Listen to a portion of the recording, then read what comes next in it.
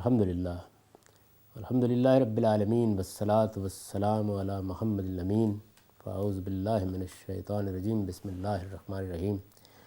خواتین و حضرات، ہم سورہ آل عمران کی 45 آیت سے مطالعہ قرآن کی ابتدا کر رہے ہیں۔ ارشاد فرمایا اذ قالت الملائکۃ یا مریم، انہیں یاد دلاؤ جب فرشتوں نے کہا، یعنی واقعہ آگے بڑھ گیا، درمیان میں کچھ بات روکی تھی اور یہ متنبع کیا تھا کہ اے پیغمبر ان کو واضح طور پر بتا دیجئے کہ یہ واقعات غیب کی خبریں ہیں، یہ آپ کے لیے کوئی پہلے سے موجود علم نہیں تھا، آپ اس کو نہیں جانتے تھے۔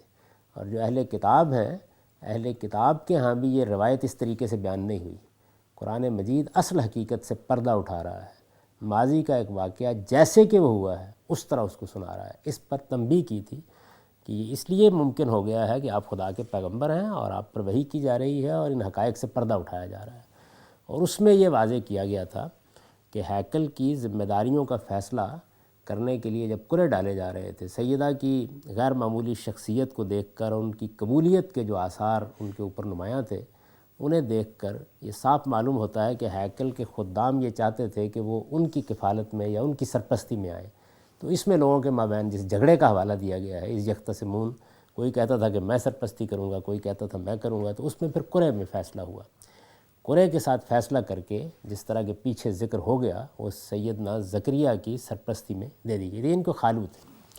فرمایا اذ قالت الملائکہ، انہیں یاد دلاؤ جب فرشتوں نے کہا یا مریم، اے مریم، ان اللہ یبشرک بکلمۃ منہ اسمہ المسیح عیسی ابن مریم۔ اب یہ دیکھیے کہ بالکل اسی طریقے سے یعنی بیان کیا گیا کہ ایسے ہی دعا کی تھی زکریا نے، تو فرشتوں نے اس کو آ کے بشارت دی تھی اور یحییٰ کا تعارف کرایا تھا اور یہ بتایا تھا کہ اللہ تعالیٰ اس عام اسباب کے قانون کو توڑ کر اس طرح سے تمہیں یہ فرزند دیں گے، اور وہ اتنا غیر معمولی فرزند ہوگا کہ وہ ایک سردار ہوگا اور وہ دنیا سے کنارہ کش ہوگا اور وہ صالحین میں سے ایک پیغمبر ہوگا، اور وہ دنیا والوں کے سامنے اللہ کے ایک کلمے کی تصدیق کرے گا۔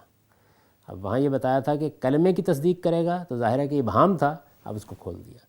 فرمایا کہ ملائکہ نے اسی طریقے سے جیسے یہ واقعہ ہوا، بالکل اسی طریقے سے انہوں نے مریم کو بھی محراب میں آ کے ایک دن یہ بشارت دی، ان اللہ یبشرک بکلمۃ منہ، کہ اللہ، اے مریم، اللہ تجھے اپنی طرف سے ایک فرمان کی بشارت دیتا ہے۔ وہاں بھی یہ الفاظ تھے بکلمۃ من اللہ، تو یہاں پر سیدنا مسیح علیہ السلام ہی کو کلمۃ من اللہ کہا گیا۔ اس کی وضاحت فرمایا اسمہ المسیح عیسی ابن مریم، اس کا نام، خدا کے اس کلمے کا نام مسیح عیسیٰ ابن مریم ہوگا۔ یہ جو الفاظ استعمال کیے ہیں ان میں کئی پہلو بہت قابل غور ہیں۔ سیدہ مریم کے ہاں چونکہ بغیر کسی مرد کی ملاقات کے بچے کی پیدائش کی بشارت دینی ہے، تو لفظ فرمان صرف استعمال کیا، یعنی یہ بشارت اس طرح کی دی گئی کہ معاملے کی نوعیت بھی ان پر واضح رہے، اور ایک کنواری اور شرم و حیا کی پیکر خاتون اس بات کو سننے کے لیے تیار ہو جائے۔ ظاہر ہے کہ ایک کنواری خاتون کو جب یہ بات کہی جائے گی تو ذرا تمہید کے ساتھ، تاکہ وہ آمادہ ہو جائے کہ کیا عظیم بشارت اس کو ملنے والی ہے اور کتنا بڑا معاملہ اس کے ساتھ کیا جانے والا ہے، اور اس کے نتیجے میں کتنی بڑی آزمائش میں وہ مبتلا ہونے والی ہے۔ یعنی یہ سارے پہلو چونکہ ہیں، تو یہاں سے بات شروع کی کہ اللہ تعالیٰ تمہیں بشارت دیتا ہے اپنے ایک فرمان کی۔ اس کے بعد یہ بتایا کہ یہ فرمان کیا ہے، اس کا نام کیا ہے، اس کا نام ہے مسیح عیسیٰ ابن مریم۔ تو یہ جو الفاظ استعمال کیے گئے ان کو بھی سمجھ لینا چاہیے۔ یہ مسیح سیدنا عیسیٰ علیہ السلام کا لقب ہے۔ بنی اسرائیل کے ہاں، جن کے ہاں ان کی بعثت ہوئی ہے، ان کے ہاں یہ روایت تھی کہ نبیوں کو بھی اور بادشاہوں کو بھی، اور بادشاہ بھی زیادہ تر اللہ تعالیٰ کی طرف سے مامور ہوتے تھے، یعنی یا تو یہ صورت ہوتی تھی کہ پیغمبر ہی کو بادشاہی عطا ہو گئی یا بادشاہی کو پیغمبری عطا ہو گئی، اور یا یہ صورت ہوتی تھی کہ پیغمبر کے ذریعے سے بادشاہ کا باقاعدہ انتخاب کر لیا گیا۔ تو ایک لحاظ سے دونوں ہی اللہ تعالیٰ کی طرف سے منتخب کردہ منصب بن جاتے تھے۔ بادشاہ کا انتخاب کر لیا گیا، ان الفاظ سے کوئی غلط فہمی نہ ہو، اس کو پوری طرح قرآن نے بھی بیان کر دیا ہے اور بائبل نے تو اس کی تفصیل کر دی ہے کہ یہ بادشاہت ان کے ہاں ان کے اصرار پر آئی تھی، یعنی اس کا پورا واقعہ بیان کیا ہے کہ ان کے ہاں اللہ کے پیغمبر نظم و نسق چلاتے تھے، اللہ تعالیٰ کے پیغمبروں کی طرف سے قضات مقرر کر دیے جاتے تھے۔ آپ اگر بائبل کو پڑھیں تو اس میں ایک کتاب قضات آتی ہے، یعنی ان کے جو عام طور پہ حکمران تھے، فیصلے کرتے تھے، وہ جس طرح کے خلفائے راشدین تھے عام لوگوں کے اندر سے، یعنی مسجد میں بیٹھے ہیں، نظم و نسق چلا رہے ہیں، اور ایک جمہوری سا نظام تھا جو ان کے ہاں قائم تھا، جس طرح کے ایک قبیلے کے اندر ہوا کرتا ہے، اور اس میں کوئی تم تراک نہیں تھا، کوئی بادشاہوں کے خدام اور خدم حشم نہیں تھے، کوئی اس طرح کی چیز نہیں تھی۔ یہ صورتحال تھی جس میں انہوں نے یہ چاہا کہ ان کے لیے ایک بادشاہ مقرر کیا جائے۔ اللہ تعالیٰ نے اس پہ تبصرہ کیا کہ تم نے بادشاہت کو دیکھا نہیں، بادشاہ تو لوگوں کو غلام بناتے ہیں، لوگ ان کے سامنے خدام کی طرح کھڑے ہوتے ہیں، ان کی عزت نفس مجروح ہوتی ہے، وہ ان کی گردنوں پر اپنی اطاعت کا جوا رکھتے ہیں، وہ ان کی عورتوں سے حرم بساتے ہیں۔ ایک پوری تصویر ہے جو بائبل میں بیان کی گئی ہے۔ تو یہ میں تمہارا بادشاہ تھا، اللہ تعالیٰ کہتے ہیں میری بادشاہی کافی نہیں ہے، تمہارے اندر ایک جمہوری نظام قائم ہے، اس کی بنیاد پر مشورے سے اپنا نظم و نسق چلاؤ، نیک اور صالحین لوگ تمہارے اندر یہ کام کر رہے ہیں، بادشاہ کیوں چاہتے ہو؟ یعنی یہ کیا چیز ہے؟ انہوں نے کہا نہیں، ہمیں بادشاہ چاہیے۔ تو پھر اللہ تعالیٰ نے یہ فیصلہ کیا کہ اس میں الفاظ یہ کہ اس گردن کش قوم نے جب یہ مطالبہ کیا تو ہم نے کہا کہ ٹھیک ہے۔ تو پھر سیموئیل نبی کے زمانے میں حضرت طالوت کا انتخاب کیا گیا، اور یہیں سے ان کے ہاں بادشاہت کی ابتدا ہوئی ہے، اور بعد میں سیدنا داؤد اور سیدنا سلیمان وہ تو گویا بادشاہ پیغمبر ہوئے، اور اس کے بعد کے زمانے میں بھی ان کے ہاں یہ روایت رہی کہ کسی بادشاہ کا انتخاب ہوتا یا نبی کا انتخاب کیا جاتا تو اس منصب پر معمور کرنے کا اعلان کرتے وقت رسم یہ ادا کی جاتی تھی کہ ایک قسم کا مقدس تیل، یعنی وہ تیل جو عام طور پر بیت المقدس میں دیوں میں جلایا جا رہا ہوتا تھا، وہ ان کے سر کے اوپر مل کر ان کو ممسوح کیا جاتا تھا۔ اس کو عربی زبان میں کہتے ہیں مسح کرنا۔ یہ مسح کا لفظ بھی ہم بولتے ہیں نا، جیسے پاؤں پہ مسح کرنا، تو وہی لفظ ہے، یہ ان کی روایت تھی۔ تو جس کو اس طرح مسح کر کے منتخب کیا جائے گا اس کو مسیح کہتے تھے۔ یعنی گویا یوں سمجھ لیجئے کہ مسیح کا مطلب کیا تھا؟ اللہ کی طرف سے منتخب کردہ، فلاں منصب کے اوپر جس کا انتخاب کر لیا گیا ہے، تو اس کی علامت تھی۔ ابھی بھی آپ نے دیکھا ہو جب پوپ جان پال رخصت ہوئے ہیں دنیا سے، تو اس موقع کے اوپر کچھ مسیحی رسوم تھیں جو ادا کی گئی تھیں، بڑی غیر معمولی رسوم ہوتی ہیں، اور وہ کلیسا میں صدیوں سے چلی آ رہی ہیں۔ اگر کسی نے بھی ان کی تدفین کے مناظر دیکھے ہوں BBC پر، تو اس وقت دکھایا جا رہا تھا کہ وہ کیا رسوم ہیں جو ادا کی جاتی ہیں۔ تو اسی طرح کی ایک رسم ان کے ہاں بنی اسرائیل کے ہاں یہ تھی کہ یہ جب نبی کا انتخاب کرتے یا بادشاہ کا انتخاب کرتے، یعنی نبی تو ظاہر ہے کہ اللہ تعالیٰ کی طرف سے مامور ہوتا، بادشاہ بھی اللہ تعالیٰ کی طرف سے مامور ہوتا، اور اس کے انتخاب کا اعلان کیا جاتا تو اس پر ایک مقدس تیل مل کے اس کو ممسوح یا مسیح، ایک ہی معنی ہوں گے دونوں کے، اس کو قرار دیا جاتا تھا۔ سیدنا مسیح علیہ السلام کے لیے یہ اعلان ان کی پیدائش کے فوراً بعد گہوارے میں براہ راست اللہ تعالیٰ کی طرف سے ہوا۔ یعنی ویسے تو ہر بادشاہ اور ہر پیغمبر ہی مسیح ہوتا تھا لفظ کے عام استعمال میں، تو اب جب ان کے لیے یہ اعلان اس شان کے ساتھ خود خدا کی طرف سے ہوا تو اس وجہ سے وہ کیا ہو گئے؟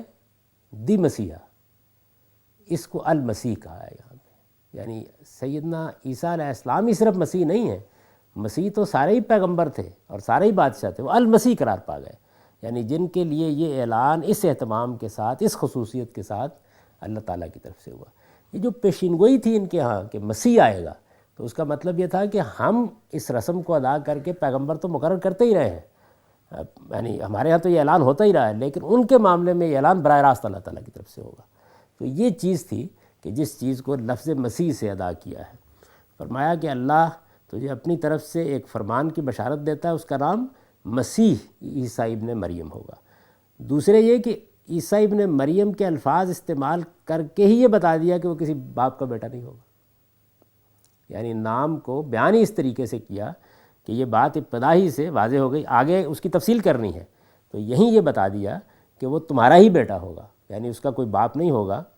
اور سیدنا مسیح علیہ السلام کو یہ ابن مریم کہہ کر قرآن نے ہر اس گفتگو کو ختم کر دیا ہے جو کمزور تعویلات کے ذریعے سے قرآن مجید کے نصوص کو تحریف کر کے یہ ثابت کرنے کی کوشش کی جاتی ہے کہ وہ باپ کے ساتھ پیدا ہوئے تھے، ابتدا ہی یہاں سے کی۔ اور میں نے عرض کیا کہ قرآن کا انداز وہ نہیں ہوتا جو ہمارا طریقہ ہوتا ہے کہ ہم ایک صغرا کبرا قائم کرتے ہیں، بحث و جدال کے اصول مقرر کرتے ہیں، چونکہ اور چنانچہ کے ساتھ گفتگو کرتے ہیں، وہ تو بادشاہوں کے طریقے پر کلام کرے گا، بات بیان کرتا چلا جائے گا۔ تو اسی طرح یہاں سے شروع کیا ہے، آگے واضح کرے گا اس بات کو۔ تو فرمایا کہ اللہ تمہیں بشارت دیتا ہے اپنی طرف سے ایک فرمان کی، اس کا نام مسیح عیسیٰ ابن مریم ہوگا، وجیہم فی الدنیا والآخرہ، دنیا اور آخرت دونوں میں صاحب وجاہت و من المقربین، اور مقربین میں سے ہوگا۔ یعنی اب جس طریقے سے سیدنا عیسیٰ علیہ السلام کا یہاں تعارف کرایا جا رہا ہے، بالکل اسی طریقے سے اس سے پہلے یحییٰ علیہ السلام کا تعارف ہو چکا۔ یعنی جب بشارت دی گئی تو ان کی شخصیت کے غیر معمولی پہلوؤں کو نمایاں کیا تھا، یہاں ان کے اس پہلو کو نمایاں کیا۔ یہ وہی وجاہت ہے، یعنی قرآن نے لفظ تبدیل کر دیا ہے جو وہاں سید کے لفظ سے بیان ہوئی تھی۔ وہاں سید کا لفظ استعمال کیا گیا تھا، اور یہاں فرمایا وجیہم فی الدنیا والآخرہ، اور مقربین میں سے ہوگا۔ یعنی یہ وہاں بیان کیا گیا تھا کہ وہ دنیا کی ہر چیز سے کنارہ کش ہو کر صرف خدا کے لیے خاص ہوگا، یہاں اسی بات کو من المقربین کے الفاظ سے ادا کر دیا گیا۔ لوکا کی روایت سے معلوم ہوتا ہے کہ 12 سال کی عمر میں حضرت مسیح نے پہلی بار ہیکل میں آ کر تعلیم دی ہے۔ یعنی لوکا کی جو روایت ہے اس وقت ہمارے پاس انجیل میں، انجیل کے بارے میں یہ معلوم ہے کہ اس میں 4 روایتیں اس وقت مسترد مانی جاتی ہیں۔ ویسے تو کافی سے زیادہ روایتیں تھیں، یعنی 30-35 کے قریب روایات تھیں۔ آپ یوں کہہ سکتے ہیں کہ 30-35 قریب ورژن تھے یا مختلف لوگوں نے روایت کیا۔ یہ ایسا کیوں ہوا، اس کی وجہ بھی میں آپ سے عرض کر دیتا ہوں۔ اس کی وجہ یہ ہوئی کہ تورات جب نازل ہوئی تو بالکل اسی طریقے سے نازل ہوئی جیسے قرآن نازل ہوا ہے۔ یعنی اگر آپ اب بھی دیکھیں تو تورات چونکہ دونوں طریقوں سے محفوظ ہے، یعنی اپنی ترتیب نزولی کے لحاظ سے بھی، اور جب بعد میں اس کو مرتب کیا گیا، دونوں اعتبارات سے بائبل میں موجود ہے۔ تو اس وجہ سے بڑی آسانی سے جانا جا سکتا ہے کہ اللہ تعالیٰ نے کیا طریقہ اختیار کیا۔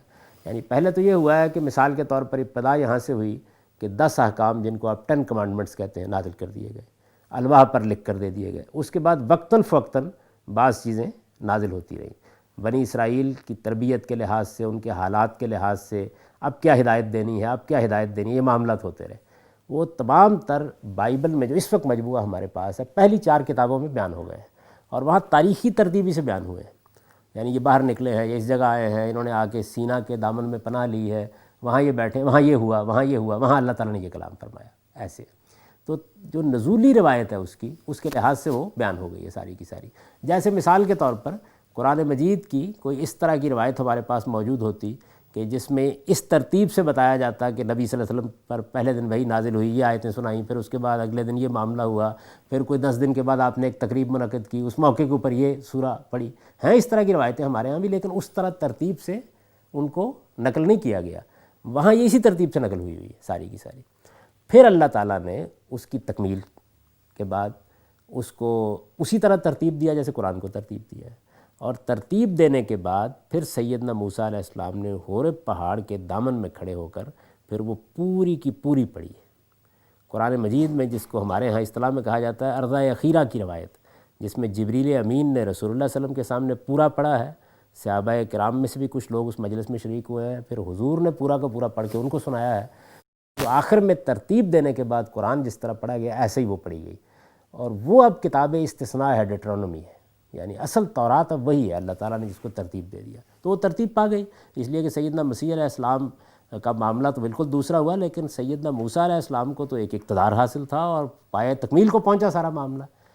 ان کے معاملے میں یہ ہوا، یعنی قرآن میں بھی یہی ہوا کہ وہ پہلے نزول کی ترتیب سے آتا چلا گیا، اس کے بعد اللہ تعالیٰ نے اس کو ترتیب دیا، اور ترتیب دینے کے بعد پھر رسالت میں آپ صلی اللہ علیہ وسلم اس کو اپنی امت کو دے کے دنیا سے رخصت ہوئے۔ تو تورات اور قرآن کا معاملہ یکساں ہو گیا۔ انجیل کے معاملے میں یہ چیز نہیں ہوئی۔ انجیل میں یہ ہوا ہے کہ یک بیک فیصلہ ہو گیا کہ اب سیدنا مسیح علیہ السلام اٹھا لیا جائے، یعنی قوم سرکشی پر آمادہ ہو گئی۔ ایسا نہیں ہوا کہ ان کو اقتدار حاصل ہو گیا اور قوم ان پر ایمان لے آئی، اور اس کے بعد ایک نظم نسق کے ساتھ انہوں نے ساری کتاب کو ترتیب دیا، وہ رخصت ہو گئے۔ اب وہ ترتیب نزولی میں موجود ہے، یعنی وہ اس طرح ترتیب دی ہی نہیں جا سکی۔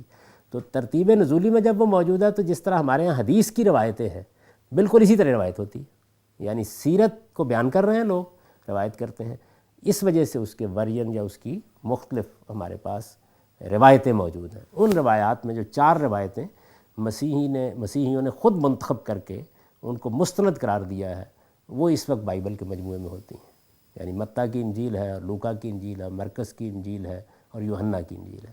تو اس میں جو لوکا کی انجیل ہے اس کی روایت سے یہ معلوم ہوتا ہے، یعنی یہ کتابیں جو ہیں یہ بالکل سیرت کے طریقے پر ترتیب دی گئی، یعنی سیدنا مسیح علیہ السلام کی سیرت بیان کرنے والا بیان کر رہا ہے، اور جس طریقے سے آپ کو تورات کی روایت ابتدا میں ملتی ہے بالکل اسی طریقے سے وہ یہ بیان کرتا ہے کہ آج یہ بات کہی اور آج یہ حصہ سنایا انہوں نے اور آج یہ کلام فرمایا اور آج یہ معاملہ ہوا. تو وہ نزولی ترتیبی سے ہے ہمارے پاس اس وقت. اس فرق کو نہ سمجھنے کی وجہ سے لوگوں کو بعض اوقات بہت وحشت ہوتی ہے بعض چیزوں سے. تو یہ سمجھ لینا چاہیے کہ تورات، زبور اور قرآن ان کی ترتیب دینے کا موقع ملا ہے اور یہ ترتیب پا کر پیغمبروں نے اپنی امتوں کو دی ہے. اس کا موقع نہیں ملا ترتیب پانے کا. تو یہ سیرت کی کتابوں میں جس طرح نقل کیا جاتا ہے کسی الہامی کتاب کو، اس طریقے سے نقل ہوئی ہے آپ کے پاس موجود ہے. اس میں سے جو لوکا کی روایت ہے اس میں یہ تاریخ بیان ہوئی ہے کہ 12 سال کی عمر میں پہلی بار سیدنا مسیح نے ہیکل میں آ کر تعلیم دی. اس تعلیم کو آپ پڑھیے، کم سنی ہے، یعنی 12 سال تو کوئی عمر نہیں ہوتی، لیکن اس تعلیم کی حکمت، معرفت، کلام کی بلاغت، جزالت، لب و لہجے کی عظمت حیرت انگیز ہے. یعنی اس کو آپ پڑھیں لوکا میں تو یہ معلوم ہوتا ہے کہ فقیہ، فریسی، سردار، کاہن، ہیکل کا سب عملہ بالکل دم بخود کھڑا رہ گیا جس طرح انہوں نے کلام کیا. ابھی بھی کبھی پہاڑی کا آواز پڑی ہے تو معلوم ہوتا ہے کہ کیا چیز ہے، ایسے لگتا ہے کہ آسمان بول رہا ہے. بڑے غیر معمولی اذان سے وہ گفتگو کرتے ہیں. وہ لوکا کی انجیل ہمیں بتاتی ہے، باقی انجیلوں سے بھی معلوم ہوتا ہے کہ حیرانی کے عالم میں ایک دوسرے سے پوچھتے تھے کہ یہ کون ہے جو اس شکوہ اور شان سے بات کرتا ہے. معلوم ہوتا ہے اس کو آسمان سے اختیار ملا ہوا ہے. یہ تعبیر جگہ جگہ اس میں آئی ہے. یہ تو ایسے بات کرتا ہے کہ جس طرح سے کسی کو آسمان سے اختیار ملا ہوتا ہے. یہودیہ کی بستیوں میں، یہ اس زمانے میں 2 سلطنتوں میں بٹ چکے تھے، تو جو یہودیہ کا علاقہ تھا اس کی بستیوں میں بھی انہوں نے تبلیغ کی ہے. اس میں بھی معلوم ہوتا تھا کہ ایک سرے سے دوسرے سرے تک ایک ہلچل مچ گئی ہے. ان کی خلقت بھی ٹوٹی پڑتی تھی. یعنی یہ جو عام طور پر لوگوں کا تاثر ہے کہ 10-12 لوگ ہی تھے، ایسا نہیں ہے. آپ انجیل کو پڑھیں تو معلوم ہوتا ہے کہ ایک خلقت ہے اور فقیہوں پر، فریسیوں پر ایک سراسیمگی کا عالم ہے. ان کو زج کرنے کے لیے، عوام میں ان کی مقبولیت کم کرنے کے لیے لوگ بھیجے جاتے ہیں، طرح طرح کے سوالات کرتے ہیں. اور جب سوالات کرتے ہیں تو وہ 2 جملوں کے اندر ایسا دندان شکن جواب دیتے ہیں کہ پھر زبان کھولنے کی ضرورت نہیں ہوتی. یعنی اس جواب میں نہ کوئی شدت ہوتی ہے، نہ کوئی غصہ ہوتا ہے، کچھ بھی نہیں ہوتا. ایک خاص جلال ہے اور 2 لفظوں میں وہ بات بیان کر کے آگے بڑھ جاتے ہیں. ان کا معاملہ یہ ہے. یہ جو وجاہت ہے ان کی، یعنی جس کو قرآن نے یہاں ایک لفظ سے تعبیر کیا ہے کہ دنیا اور آخرت دونوں میں وہ صاحب وجاہت ہوگا. اس وجاہت کو اگر دیکھنا ہو تو یہ اس انجیلوں کے بیان میں دیکھنی چاہیے. یعنی یہ واقعہ ہے کہ اس میں بالکل جو تصویر سامنے آتی ہے وہ ایسے لگتا ہے کہ کیا قوت اور کیا جبروت ہے اور کیا عظمت اور کیا صداقت ہے جو بول رہی ہے اس موقع پر. یہ ان کا معاملہ ہے. اچھا، پھر یہ ہے کہ اسی وجاہت کا ایک دوسرا پہلو ہے. سیدنا مسیح علیہ السلام بن باپ کے پیدا ہوئے.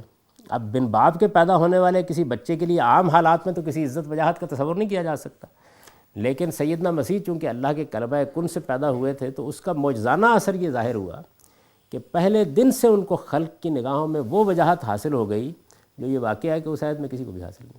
یعنی اگر آپ اس عہد کی تاریخ میں رکھ کے ان کو دیکھیں، بعد میں جس نے بھی جو الزام لگانا تھا لگا لیا، لیکن ان کی موجودگی میں زندگی بھر وہ اپنے جانی دشمنوں میں گھرے رہے ہیں. لیکن اس پہلو سے آپ انجیل پوری پڑھ جائیے، کسی کو، کسی فقیہ کو، کسی فریسی کو بات کرنے کی بھی ضرورت نہیں ہوئی. اور یہود کے جس گروہ نے یہ جسارت کی ہے تو بہت بعد کے زمانوں میں کی. ان کے عہد مبارک میں کوئی یہ جرأت نہیں کر سکا کہ ان کے بارے میں اس طرح کی کوئی بات کرے. تو اس وجاہت کی بشارت ان کی ولادت کے موقع پر سیدہ مریم کو دی ہے اللہ تعالیٰ نے. اس لفظ میں بڑی بلاغت ہے. قرآن لفظ ایک استعمال کرے گا. قرآن مجید کا معاملہ یہ ہے، قرآن مجید کا کیا بلکہ قرآن جس عربی میں نازل ہوا ہے اس کی ایک بڑی خصوصیت یہ ہے کہ اس میں ہمارے طریقے کے اوپر لمبے جملے نہیں ہوتے. یعنی عرب، آپ ان کے کلام کو دیکھیں یا ان کے نثر پاروں کو دیکھیں، ان کے شاعری کو دیکھیں، خاص طور پر ان کے خطبات کو، اس کے جو نمونے بھی ہم تک پہنچے ہیں، تو بعض اوقات ایسا ہوتا ہے کہ ہم تو فعل بولتے ہیں بہت سے، اور اس میں طول طویل جملے بول کے اپنی بات بیان کرتے ہیں. ان کے ہاں کوشش یہ ہوتی ہے کہ آپ اس کو ایک ایڈجیکٹو میں بدل دیں، جیسے یہاں کیا نا وجیہم فی الدنیا فی الآخرہ. یعنی یہ ساری بات جو میں آپ سے بیان کر رہا ہوں یہ ان جملوں میں بیان کرنے، ایک لفظ میں اس کو ادا کر دیا. اچھا، اس سے بھی آگے بڑھ کے بعض اوقات اس کو ایک اسم کی صورت دے دی جاتی ہے. یہ شاید کچھ سمجھانا مشکل ہو، میں ایک مثال سے اس کو واضح کرتا ہوں. ہمارے بر صغیر کے بڑے جلیل القدر عالم ہیں مولانا شبلی نعمانی. یعنی ایک پورا سلسلہ ان سے شروع ہوا ہے، ایک نئے دور کی ابتدا ان سے ہوئی ہے. سیرت النبی ان کی بڑی شہرت رکھتی ہے اور بہت سے لوگ ان سے متاثر ہوئے. پورا دبستان ہے جو ان سے وجود میں آیا ہے. ابوالکلام آزاد ان کے کوشچینوں میں سے ہیں. مولانا حمید الدین فرائی نے انہی سے ابتدائی تعلیم حاصل کی ہے اور اس طریقے سے ایک دور کو انہوں نے متاثر کیا ہے. بہت غیر معمولی شخصیت تھی. شاعر بھی بہت اچھے تھے اور یہ بھی معلوم ہے کہ ان کو بارہا موقع ملتا تھا کبھی عطیہ فیضی کے ہاں جانے کا اور اس میں انہوں نے حافظ کے انداز کی شاعری بھی کی. اس معاملے میں بعض لوگوں نے تو خیر بہت سے افسانے تراشے لیکن وہ کچھ نہیں ہے سوائے اس کے کہ شوخی کلام ہے اور کوئی چیز نہیں ہے. تو وہ وہاں کچھ دیر رہ کے واپس آئے تو اب ندوہ میں آ گئے. یعنی وہاں غزل خوانی ہو رہی تھی, وہاں شاعری ہو رہی تھی. بڑی غیر معمولی غزلیں ان کی فارسی کی, حافظ کے پائے کی غزلیں ہیں جو انہوں نے کہی ہیں, وہ کر رہے تھے. یہاں ندوے میں واپس آئے. اب ندوہ ظاہر ہے کہ علم کی بارگاہ, یہاں تو قرآن حدیث روز پڑھایا جانا ہے, وہی تاریخ کے مباحث اور یہ سب چیزیں. تو اس موقع پر انہوں نے غزل کہی ہے اور اس میں ایک مصرع ہے اور دیکھیے کہ اس میں کتنی بلاغت ہے. وہ یہ کہتے ہیں حالیہ شبلی شدم رند غزل خان نیستم. یعنی میں اب شبلی ہو گیا ہوں, رند غزل خان نہیں رہا, شبلی ہو گیا ہوں. یعنی ایک لفظ کے اندر گویا وہ ساری بات ادا ہو گئی ہے. یہ ہے کسی چیز کو اسم کی شکل دے دینا, یعنی ایک پوری بات کو ایک لفظ کے اندر سمیٹ لینا. تو قرآن میں یہ چیز بہت ہوتی ہے, اس لیے اس کے پرت کھولنے کی ضرورت پڑتی ہے. حالیہ شبلی شدم رند غزل خان نیستم. یعنی اگر ہم آپ کہتے تو یہ کہتے ہیں کہ بھئی اب میں اس طرح کی غزل خوانی نہیں کر رہا, واپس آ گیا ہوں, یہ ندوہ ہے, یہاں قرآن پڑھانا ہے یا حدیث پڑھانی ہے یا تاریخ پر گفتگو کرنی ہے یا طالب علم ہوں گے, اب وہ توقع نہ کرو. یہ ساری باتیں کہنے کی بجائے انہوں نے ایک جملے میں ادا کر دیا کہ حالیہ شبلی شدم رند غزل خان نیستم. اب شبلی ہو گیا ہوں. یعنی شبلی کا جو تعارف ایک عالم کی حیثیت سے ہے وہ سارا آپ ذہن میں لائیے اور پھر دیکھیے کہ کتنی خوبصورتی سے ایک لفظ میں انہوں نے وہ ساری بات ادا کر دی ہے. تو قرآن یہاں یہ لفظ جو استعمال کر رہا ہے اس کا دوسرا پہلو یہ تھا. یعنی اس میں سیدنا مسیح چونکہ بن باپ کے پیدا ہوئے ہیں تو پہلے ہی مرحلے میں یہ بتا دیا گیا کہ کوئی گھبرانے کی ضرورت نہیں ہے. یعنی تمہارے ہاں اگر یہ بشارت دی جا رہی ہے تو یہ وجیہم فی الدنیا والآخرہ ہوگا. اچھا, پھر اس کے ساتھ ہی ان تمام خرافات کی بھی ایک اس لفظ نے تردید کر دی جو انجیلوں میں مذکور ہیں. آپ انجیلوں کو پڑھیں تو اس میں یہ معلوم ہوتا ہے کہ یہودیوں نے سیدنا مسیح کے چہرے پر معاذ اللہ تماچے لگائے یا ان کا مذاق اڑایا, ان کو گالیاں دیں, ان کے منہ پر تھوکا. تو ان خرافات کا اکثر حصہ آگے جا کے واضح ہو جائے گا کہ یہ بالکل غلط ہے. اللہ کے رسولوں کے دشمن ان کی توہین تحقیر کی جسارت تو کرتے ہیں لیکن ایک خاص حد سے آگے ان کو اس کی ڈیل نہیں دی جاتی. قرآن اس کی بھی تردید کرے گا. تو اس چیز کو بھی اسی لفظ سے گویا ادا کرتی ہے. تین پہلو ہیں جن کو سامنے رکھ کر اس لفظ کو دیکھنا چاہیے. یعنی اس وجیہم فی الدنیا والآخرہ میں یہ ساری بشارت پوشیدہ ہے کہ اللہ تعالیٰ یہ وجاہت ان کو دے گا. تو ارشاد فرمایا کہ وہ مقربین میں سے ہوگا, صالحین میں سے ایک پیغمبر کی حیثیت مقربین میں سے ہوگا اور پھر اس کے بعد صاحب وجاہت ہوگا. وہ یکلم الناس فی المہد وکہلا, اور اپنی نبوت کا کلام لوگوں سے اپنی نبوت کا کلام وہ گہوارے میں بھی کرے گا اور بڑی عمر کو پہنچ کر بھی کرے گا. یعنی یہ بھی ایک خصوصی چیز ہے. تو ان کی پیدائش بھی بن باپ کی ہوئی اور پھر ایک نیا پہلو یہ بیان کیا کہ چونکہ یہ بڑا غیر معمولی معاملہ ہے تو اس وجہ سے وہ اپنی نبوت کا کلام کریں گے. یہ یکلم الناس فی المہد وکہلا جو ہے یہ لوگوں کی سمجھ میں نہیں آئی بات کہ کیا کہا ہے. یعنی اگر آپ بالکل لفظی ترجمہ کریں تو وہ یہ ہوگا کہ وہ لوگوں سے بات کرے گا گہوارے میں بھی اور بڑا ہو کر بھی. تو لوگ یہ خیال کرتے ہیں کہ گہوارے میں بات کرنا تو ایک معجزانہ پہلو ہے, بڑا ہو کے تو ہر آدمی بات کرتا ہے. تو یہ بات عام بات نہیں ہے بلکہ یہ کہا ہے کہ نبوت کا کلام جو ہے یعنی ایک مرتبہ گہوارے میں اس کی گواہی دے گا اور اس طرح اپنی نبوت کے کلام ہی سے ابتدا کرے گا اور اس کے بعد جب پھر بڑی عمر کو پہنچے گا تو پھر اپنی نبوت کے ساتھ ساری دنیا کو اس کی دعوت دے گا. دونوں پہلو جو ہے اس کو بیان کر دیا کہ یہ دونوں پہلو بہت غیر معمولی پہلو ان کے معاملے میں ہوں گے. وہ من الصالحین, اور جس طرح وہاں یہ کہا تھا کہ نبی من الصالحین تو یہاں فرمایا کہ اسی طریقے سے وہ صالحین میں شمار کیا جائے گا. مسیح علیہ السلام کے معاملے میں یہ جو غیر معمولی واقعہ ہوا یعنی وہ انہوں گہوارے میں کلام کرنے کے بارے میں, تو یہ اس لیے ہوا کہ اس کے بعد سیدہ مریم پر کسی تہمت کی گنجائش نہیں رہے گی اور انہیں یہ بشارت اس موقع پر اس لیے دی گئی کہ وہ مطمئن ہو جائیں کہ لوگوں کے لیے ان کے خلاف زبان کھولنے سے پہلے ہی اللہ تعالیٰ ایک ایسی زبان ان کے حق میں کھول دے گا جو سب کی زبانیں بند کر دے گی. یہ بات ہے جس کو خاص طور پر یہاں واضح کیا ہے چونکہ وہ پریشان ہو سکتی تھی غیر معمولی طریقے سے کہ پروردگار میں نیک، ایک پاکیزہ خاتون، جیسے آگے وہ اپنا تردد ظاہر کریں گی، میں یہاں بیٹھی ہوئی ہوں، میں نے اپنے آپ کو خدا کے لیے وقف کیا، آپ مجھے کس آزمائش میں ڈال رہے ہیں؟ تو بشارت میں ان سارے پہلوؤں کو نمایاں کر دیا کہ وہ صالحین میں سے ہوگا، مقربین میں سے ہوگا، اللہ تعالیٰ اس کو یہ صلاحیتیں اور یہ خصوصیت دے گا، اس طریقے سے وہ اپنی نبوت کی شہادت گہوارے میں بھی دے گا، بڑی عمر کو ہو کر بھی اپنی نبوت کا کلام لوگوں کے سامنے پیش کرے گا، اللہ تعالیٰ اپنا کلام اس پر نازل کرے گا، اس کی گواہی وہ پوری انسانیت کے سامنے دے گا۔ تو یہ سب چیزیں بیان کر دیں۔ تو فرمایا کہ جب یہ بشارت ہم نے دی، قالت ربی انا یکون لی ولد، جیسے انہوں نے تعجب کا اظہار کیا تھا۔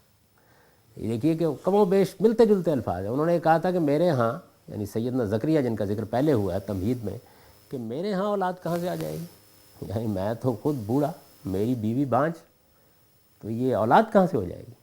جیسے وہ سیدنا ابراہیم علیہ السلام کا واقعہ بیان ہوا ہے نا، تو ان کی بیوی نے ماتھے پر ہاتھ مارا اور کہا کہ میں بوڑھی بانجھ وہذا بالی شیخہ، اور یہ میرا خامند یہ تو بالکل ہی بڈھا ہو چکا ہوا ہے، تو میرے ہاں کہاں سے اولاد ہو جائے گی؟ تو انہوں نے بھی تعجب سے پوچھا ربی انا یکون لی ولد ولم یمسسنی بشر، کہ پروردگار میرے ہاں بچہ کہاں سے ہوگا، مجھے تو کسی مرد نے آج تک چھوا تک نہیں۔ اس میں بھی یہی کہا تھا، یہاں بھی یہ قال کذالک اللہ یخلق ما یشاء، فرمایا اسی طرح اللہ جو چاہے پیدا کرتا ہے، یعنی اللہ کے لیے کیا بھائی، قال کذالک اللہ یخلق ما یشاء، وہی بات ہوتی ہے، یہ کہا جاتا ہے کہ اس میں تعجب کی کیا بات ہے، ایسے ہی ہوگا جس طریقے سے ساری دنیا کی عورتوں کے بچے پیدا ہوتے ہیں۔ فرمایا نہیں، اللہ اسی طرح جو چاہے پیدا کرتا ہے۔ فرمایا اذا قضا امرا، جب وہ پروردگار کسی معاملے کا فیصلہ کر لیتا ہے، فإنما یکون لہ، تو اتنا ہی کہتا ہے کن، ہو جا، فیکون، پھر وہ ہو جاتا ہے۔ یعنی ان الفاظ کو پڑھنے کے بعد کوئی گنجائش باقی رہ جاتی ہے کہ یہ کس معاملے پر تبصرہ کیا جا رہا ہے؟ تو فرمایا کہ یہ معاملہ تمہارے ساتھ ہوگا، اور اللہ تعالیٰ کے بارے میں یہ بات سمجھ لو۔ اذا قضا امرا فانما یقول له کن فیکون، وہ جب کسی معاملے کا فیصلہ کر لیتا ہے تو اتنا ہی کہتا ہے کہ ہو جا، پھر وہ ہو جاتا ہے۔ تو فرمایا کہ وَيُعَلِّمُهُمُ الْكِتَابَ وَالْحِکْمَةَ، چنانچہ اسی طرح ہوگا، اور وہ جو پیغمبر ہوگا، وہ جو خدا کا مسیح ہوگا، وہ لوگوں کو قانون اور حکمت سکھائے گا۔ یعلمہ الکتاب والحکمہ، اللہ اس کو قانون اور حکمت سکھائے گا۔ جیسے رسالت میں آپ صلی اللہ علیہ وسلم کے بارے میں بیان کیا گیا ہے کہ اللہ تعالیٰ نے آپ کو دنیا کو کیا دینے کے لیے بھیجا، قانون اور حکمت۔ یہ جو کتاب اور حکمت کے الفاظ ہیں، یہ آیت بھی ان آیات میں سے جس میں قرآن نے اس کی وضاحت کی ہے کہ وہ کیا کہنا چاہتا ہے۔ عربی زبان میں یہ لفظ کتاب ہے، یہ کئی معنوں میں استعمال ہوتا ہے۔ اب چونکہ ہمارے ہاں کتاب کا لفظ اردو زبان میں عام ہو گیا، کتاب کے معنی میں، یعنی جس کو ہم بک کہتے ہیں انگریزی زبان میں، اس معنی میں عام ہو گیا، تو جب ہم کتاب کا لفظ پڑھتے ہیں قرآن مجید میں تو اس کو ترجمہ کتاب کر دیتے ہیں، جبکہ ایسا نہیں ہے۔ قرآن مجید میں کتاب کا لفظ مثال کے طور پر سیدنا سلیمان علیہ السلام کے خط کے لیے استعمال ہوا ہے، یعنی عربی زبان میں کتاب کا لفظ مراسلے اور خط کے لیے استعمال ہوتا ہے، عربی زبان میں قانون کے لیے استعمال ہوتا ہے۔ جیسے مثال کے طور پر دیکھیے کہ حاملہ عورت کی اور اسی طرح سے مطلقہ عورت کی عدت کا بیان ہو رہا ہے، تو عدت بیان کرتے گئے حتیٰ یبلغ الکتاب اجلہ، یہاں تک کہ قانون اپنی مدت پوری کر لے۔ ظاہر ہے کہ وہاں تو کوئی کتاب آپ نے نہیں لکھنی، تو یہ عام استعمال ہے اس کا۔ تو حکمت کے ساتھ جب یہ استعمال ہوتا ہے، قانون کے معنی میں استعمال ہوتا ہے۔ یعنی اللہ تعالیٰ کا جو دین ہمیں ملا ہے، وہ دین ہے ہی دو چیزوں پر مشتمل۔ اس کا ایک حصہ حکمت ہے۔ حکمت کا مطلب کیا ہے؟ اس کو بھی قرآن نے واضح کیا آگے جا کے۔ حکمت کا مطلب یہ ہے کہ ایمان اور اخلاق کی بنیادیں واضح کی جائیں۔ اور آپ یہ دیکھیے کہ جو جس کو آپ فلسفہ کہتے ہیں، بعد کے زمانوں میں تو بے شمار چیزیں اس کا حصہ بن گئی، اور اب موجودہ زمانے میں آ کے ایک مرتبہ پھر وہ تقسیم ہو گئی ہے کہ اب آپ مثال کے طور پر نفسیات کو فلسفے سے الگ پڑھتے ہیں، معاشیات کو فلسفے سے الگ پڑھتے ہیں، سیاسیات کو فلسفے سے الگ پڑھتے ہیں، عمرانیات اور سماجیات کو فلسفے سے الگ ایک مضمون کی حیثیت دے دی گئی ہے۔ لیکن اگر آپ شروع میں دیکھیں تو ساری چیزیں اس میں شامل تھیں۔ اب فلسفہ اصلاً ما بعد طبیعیات اور اخلاقیات کا نام ہے، یعنی میٹا فزکس اور ایتھکس، یہی فلسفے کے اصل موضوعات ہیں۔ انہی میں سارا مسئلہ بھی ہے، یعنی باتیں ہی اصل میں دو ہیں جن پر دنیا کے پورے نظم کے بارے میں ایک یا دوسرے نقطہ نظر کا انحصار ہے۔ یہ دنیا اپنے وجود میں جیسے نظر آتی ہے یہیں سے شروع ہوگی اور یہیں ختم ہو جائے گی، یا ایسے ہی باقی رہے گی، ایک نقطہ نظر یہ ہے۔ اور دوسرا نقطہ نظر یہ ہے کہ نہیں، اس کے ماورا کوئی ہستی ہے جو اس کی خالق ہے، اور اس کا نظم بھی وہی چلا رہی ہے۔ یعنی اس کو قرآن نے بیان کیا نا اللہ تعالیٰ کا تعارف کراتے ہوئے کہ الا لہ الخلق والامر، سنو خلق بھی اسی کی ہے اور امر بھی اسی کے ہاتھ میں ہے، یعنی پیدا بھی اسی نے کیا ہے، بنایا بھی اسی نے ہے، اور اس کا نظم بھی وہی چلا رہا ہے۔ یہ دونوں چیزیں بیان کر دی ہیں۔ ایک چیز یہ ہے کہ آپ اس بات کو مانیں، آپ جب اس بات کو مانتے ہیں تو یہی چیز ہے کہ جس سے ایمان کی، یا دوسرے لفظوں میں کہیے مذہب کی پیدا ہو جاتی ہے۔ یعنی سب سے بڑا جو ما بعد طبیعت کا مسئلہ ہے وہ ذات خداوندی پر ایمان ہے۔ دیکھیے باقی چیزیں تو فروع ہے اس کی، آپ نے مان لیا اس کائنات کا ایک خالق ہے، اب آگے یہ کہ خالق کائنات نے اپنے فرشتوں کے ذریعے سے انسانوں سے کلام کرنے کا فیصلہ کیا ہے، وہ بھی اس کی ایک مخلوق ہے، وہ ان میں سے پیغمبروں کا انتخاب کرتا ہے، پھر ان کے ذریعے سے ہدایت کا اہتمام کرتا ہے، ان کو کتابیں دیتا ہے، اور ایک دن اس کے سامنے پیش ہونا ہے۔ یہ تو پھر فروع ہے نا اس کی، جب آپ نے خدا کو مان لیا تو یہ فروع اس کے بعد پھر پیدا ہو جاتی ہیں۔ تو اللہ تعالیٰ کو ماننا یہی ایمان کی اصل اور ایمان کی بنیاد ہے۔ تو میٹا فزکس یا ما بعد طبیعت کا بنیادی مسئلہ خدائی پر ایمان۔ تو یہ چیز جو ہے اس کو بھی قرآن الحکمہ، فلسفے میں بھی حکمت کا یہی کم و بیش مفہوم ہوتا ہے۔ ایک تو حکمت کا لفظ ہم استعمال کرتے ہیں، ہم کہتے ہیں دانائی کی بات، قرآن اس معنی میں بھی استعمال کرتا ہے۔ ادعو الی ربک، جب کہا ہے نا کہ اللہ کے راستے کی طرف، اپنے پروردگار کے راستے کی طرف دعوت دو، ادعو الی ربک الی سبیل ربک بالحکمہ والموعظۃ الحسنہ وجادلہم باللتی ہی احسن۔ تو وہاں حکمت کا لفظ آیا ہے دانائی کے ساتھ، استدلال کے ساتھ، بات کو سمجھا کر، دل میں اتار کر، وہاں اس مفہوم میں جیسے ہم بھی بولتے ہیں اپنی اردو میں۔ لیکن بہت سی جگہوں کے اوپر حکمت کا لفظ استعمال ہوا ہے، وہ بنیادی جو فلسفیانہ حقائق ہیں، جس میں ایک چیز ایمانیات ہے اور دوسرے اخلاقیات۔ یعنی مذہب کی اساس میں ایک مقدمہ یہ ہے کہ اس کائنات کا ایک خالق ہے، اور دوسرا یہ ہے کہ خیر و شر ہے جس کا شعور انسان کو دے کر بھیجا گیا ہے۔ چنانچہ یہی وجہ ہے کہ قرآن مجید ان دونوں ہی کے بارے میں یہ بتاتا ہے کہ یہ دونوں اپنی اساس اور بنیاد میں انسانی فطرت کا حصہ ہے۔ سورہ اعراف میں وہ واقعہ سنایا ہے جس طرح اللہ تعالیٰ نے انسان کے شعور کے اندر ودیت کیا اپنا علم، اور پھر کہا کہ پھر اس کو لاشعور کا حصہ بنا دیا گیا تاکہ یہ تمہارے حافظے سے محو ہو جائے، اور اس کو محو کرنے کی وجہ یہ ہے کہ تمہیں ایک امتحان میں ڈالا گیا ہے۔ اور دوسری جگہ یہ بیان کیا کہ ہم نے فجور اور تقوی، جس کو ہم خیر اور شر کہتے ہیں، یہ تمہارے اندر الہام کیا ہے۔ یہ دونوں چیزیں، ایمان اور اخلاق، یعنی ماننے کی کیا چیزیں ہیں اور اخلاق کی بنیادیں کیا ہیں، اخلاقی اساسات کیا ہیں۔ اخلاقی اساسات کیا ہیں، ان دونوں کے مجموعے کو قرآن الحکمہ کہتا ہے، اور جو حصہ قانون بن جاتا ہے، ضابطہ بن جاتا ہے، کیسے بنتا ہے؟ یعنی کچھ اخلاقی مقدمات ہیں جن کی بنیاد پر پھر ہم انفرادی اور اجتماعی زندگی کی تنظیم کرتے ہیں۔ مثلا مثال کے طور پر دیکھیے، اس کا فرق میں واضح کروں، کسی کی جان کو خطرے میں نہیں ڈالنا چاہیے، یہ اخلاقی اصول ہے، مسلمہ اصول ہے۔ یعنی انسان کی جان، مال اور آبرو کو حرمت حاصل ہے، تو اب اس میں سے آپ جان کو لے لیجئے، کسی کی جان کو خطرے میں نہیں ڈالنا چاہیے۔ یہ تو اخلاقی اصول ہے، اخلاقی اصول کے طور پر بیان ہوگا۔ آپ نے اس اصول کو بنیاد بنا کر یہ قانون بنایا کہ جب آپ سڑک پر نکلیں تو آپ کو کچھ قاعدوں کی پابندی کرنی ہوگی جب آپ ڈرائیونگ کر رہے ہوں۔ یہ کس پر مبنی ہے؟ تاکہ انسانی جان کو خطرہ نہ پیدا ہو جائے۔ تو اخلاقی اصول کو بنیاد بنا کر ہم قانون سازی کرتے ہیں۔ جو ہماری پارلیمنٹ قانون سازی کرتی ہے یا ہمارے ہاں بادشاہ قانون نافذ کرتے ہیں، ان میں بھی قانون سازی کی بنیاد کیا ہوتی ہے؟ کوئی اخلاقی اصول ہوتا ہے جس کو سامنے رکھ کر ہم اس کو ایک ضابطے میں لانے کی کوشش کرتے ہیں، قاعدے میں لانے کی کوشش کرتے ہیں۔ اچھا، مذہبی معاملات میں بھی ایسے ہی ہوتا ہے، وہاں بھی اس کا فرق سمجھ لینا چاہیے۔ یہ بات تو اخلاقی لحاظ سے واضح ہو گئی کہ ہمارا ایک پروردگار ہے، جیسے معلوم ہوا کہ ہماری ایک ماں ہے تو ماں کے ساتھ حسن سلوک ہونا چاہیے، یہ اخلاقی بنیاد ہے اس کی۔ ہمارا ایک پروردگار ہے، یعنی کوئی آدمی خدا کو نہیں مانتا، اس کی بحث الگ ہے پروردگار، تو پروردگار کے ساتھ ہمارے تعلق کی بنیاد کیا ہونی چاہیے پھر؟ یعنی ماں کے ساتھ اگر تعلق کی بنیاد خدمت اور حسن سلوک ہے، تو خدا کے ساتھ تعلق کی بنیاد، اگر کوئی کائنات کا مالک ہے، پروردگار ہے، تو اس کے ساتھ ہمارے تعلق کی بنیاد، اساس کیا ہے؟ تو ہم کہیں گے پرستش ہے، اطاعت ہے، یہی کہیں گے نا۔ یعنی ہم اس کے سامنے سر جھکاتے ہیں، رکوع و سجود کرتے ہیں، یہ بنیاد ہے۔ لیکن اس بنیاد پر جب آپ قانون سازی کرتے ہیں تو پرستش کو کچھ آداب کا پابند کر دیتے ہیں۔ جیسے ہم نے اتلاف جان کے مسئلے کو کچھ ضوابط کا پابند کر کے ٹریفک کے قوانین بنا دیے، ایسے ہی جب ہم اس کو ضوابط کا پابند بنتے ہیں تو ایک مخصوص حیت بن جاتی ہے جس میں نماز پڑھتے ہیں ہم، مثال کے طور پر۔ اب یہ قانون کا مسئلہ ہو گیا کہ بھئی آپ کو نماز یہاں سے شروع کرنی ہے، اس میں پہلی رکعت یہ ہوگی، دوسری رکعت یہ ہوگی۔ بنیاد کیا ہے؟ خدا تعالیٰ کے ساتھ ہمارے تعلق کا ظہور ہونا ہے۔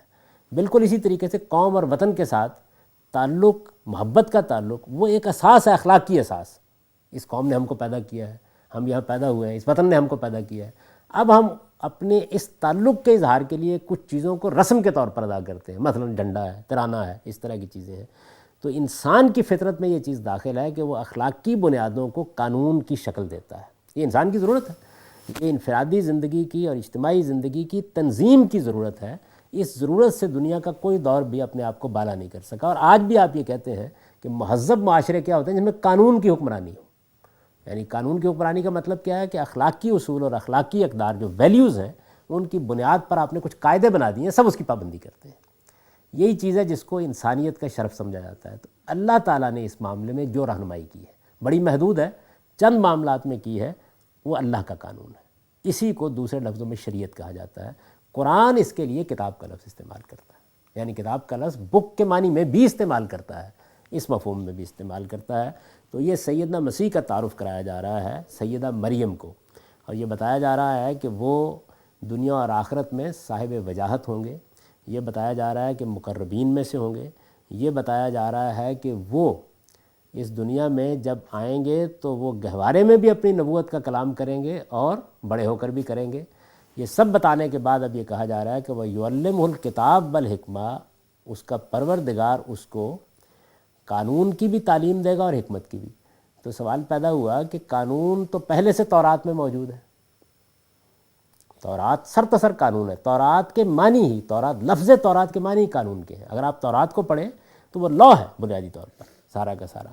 تو قانون پہلے سے موجود ہے، کیا کوئی نیا قانون دیا گیا؟ اس کی وضاحت کی وہ تورات والانجیل، نہیں، قانون کی حیثیت سے تورات کی تعلیم دے گا۔ گویا تورات میں اگر کوئی تحریف ہو گئی ہے، کوئی خرابی ہو گئی ہے، تو بالکل اس کو صاف کر کے وہ تمہیں سکھا دے گا، اور اس کے اوپر انجیل نازل کرے گا۔ تو اب اگر آپ انجیل اور تورات کو پڑھیے تو ایک سراسر قانون ہے تورات، اور ایک سراسر حکمت ہے، یعنی معلوم ہوتا ہے کہ حکمت ابلی پڑ رہی ہے۔ تو یہ عربی زبان کے اس اسلوب کے تحت سمجھ لینا چاہیے کہ یہاں جو ہماری اردو کا طریقہ ہے اس طرح نہیں آئے الفاظ، یعنی بظاہر چار چیزیں ہیں، حقیقت میں دو چیزیں ہیں جو بیان ہوئی ہیں، اور یہ واو یہاں یعنی کے معنی میں ہے۔ تو اس کا ترجمہ ہم اس طرح کریں گے، چنانچہ اسی طرح ہوگا، اور اللہ اسے قانون اور حکمت سکھائے گا، یعنی تورات و انجیل کی تعلیم دے گا۔ ایسے اس کا ترجمہ کرنا ہے، یعنی تورات اور انجیل کی تعلیم دے گا۔ تو یہ سیدنا مسیح کا تعارف کیا جا رہا ہے۔ ابھی یہ تعارف مکمل نہیں ہوا، لیکن اب وقت تقاضا کر رہا ہے کہ ہم اس کا ترجمہ سن لیں۔ تو سادہ الفاظ میں اس کا ترجمہ سن لیجئے۔ ارشاد فرمایا، انہیں یاد دلاؤ جب فرشتوں نے کہا ہے، اے مریم، اللہ تجھے اپنی طرف سے ایک فرمان کی بشارت دیتا ہے، اس کا نام مسیح عیسیٰ ابن مریم ہوگا، وہ دنیا اور آخرت دونوں میں صاحب وجاہت اور مقربین میں سے ہوگا، اپنی نبوت کا کلام لوگوں سے گہوارے میں بھی کرے گا اور بڑی عمر کو پہنچ کر بھی اور صالحین میں شمار کیا جائے گا۔ وہ بولی، پروردگار میرے ہاں بچہ کہاں سے ہوگا؟ مجھے تو کسی مرد نے چھوا تک نہیں۔ فرمایا، اسی طرح اللہ جو چاہے پیدا کرتا ہے، وہ جب کسی معاملے کا فیصلہ کر لیتا ہے تو اتنا ہی کہتا ہے کہ ہو جا، پھر وہ ہو جاتا ہے۔ چنانچہ اسی طرح ہوگا، اور اللہ اسے قانون اور حکمت سکھائے گا، یعنی تورات و انجیل کی تعلیم دے گا۔ اقول قولی ھذا واستغفر اللہ لی ولکم ولسائر